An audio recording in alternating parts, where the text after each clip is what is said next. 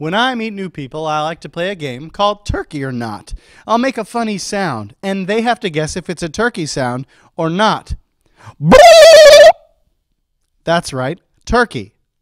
Nobble, nobble, nobble, nobble. Not.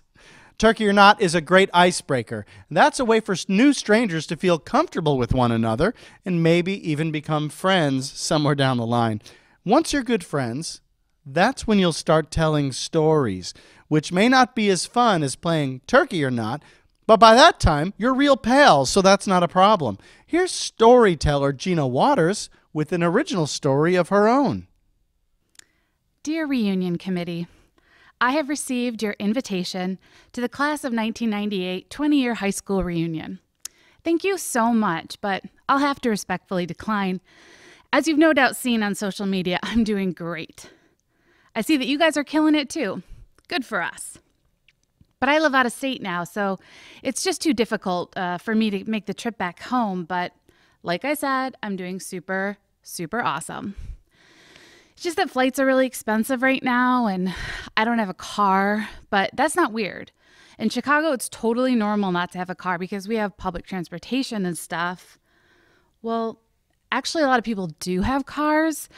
I just can't afford one. I'm almost 40, and I've actually never owned a car or a house or anything of value at all. In fact, currently the most expensive thing I own is my night guard, which I'm pretty sure has little to no resale value.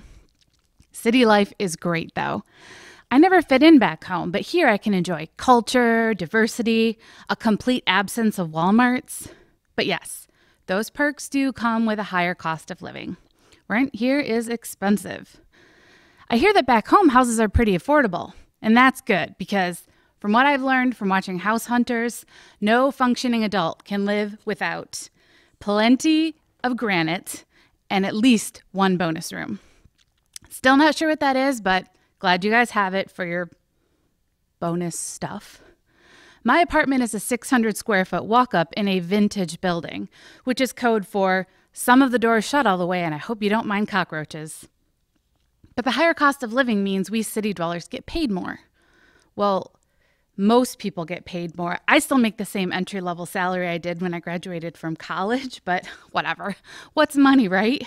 There are far more important things in life, like love. And my love life is, well, I'm not married or anything, but I did have a boyfriend like 5 years ago. And I'm on dating apps now, which has been really, really fun. Did I say fun? I meant to say soul crushing. Really just kind of traumatizing, actually. So, yep, no family of my own yet. And I have to admit, it makes me really sad. I mean, I'm missing out on so many of life's most fulfilling experiences, like never sleeping and cleaning up after a bunch of other people all day. But the good news is, as a modern single gal on the go, I've really been able to focus on my career. Well, my career has actually been a little stalled for the past 15 years, but that has allowed me to pour my energy into my passion projects. For example, well, I totally caught up on my Netflix. I mean, like, I watched all of Netflix, all of it. So that's something I've been working on. But really, when you get right down to it, if you have your health, you have everything, right? And I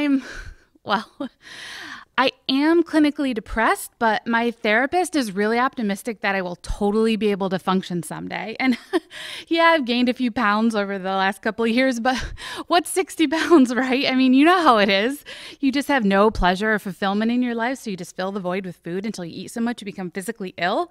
I mean, we've all been there, right? And you're probably thinking, I've seen her Instagram. She looks great. Well, I just carefully post selfies that hide what I actually look like. You know, make it look better on social media than it does in real life, like you guys do with your marriages.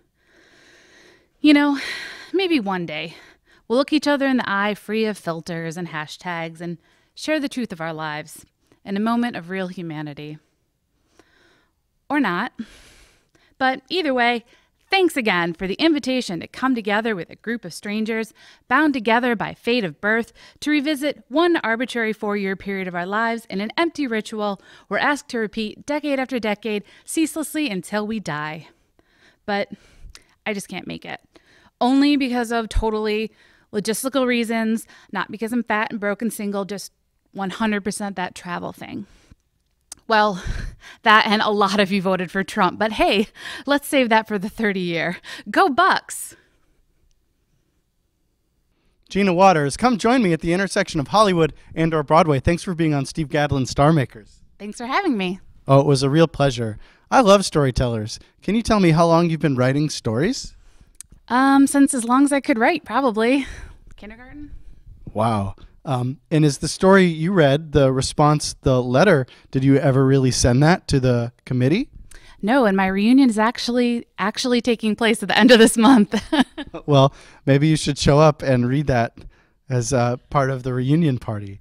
That's cool. So when you write stories, do you write with a pen or on a computer? Computer. Nice. Computers have a whole different feel because they're digital. Have you ever written stories with a pen? I don't think I remember how to write with a pen. Yeah, that's true. Cursive is a real lost art. I have an iPad, and it has a pretend pen, so it's digital and a pen. That's cool. Well, it sure was a pleasure having you and hearing your story, Gina. We hope to see you again soon. Thanks.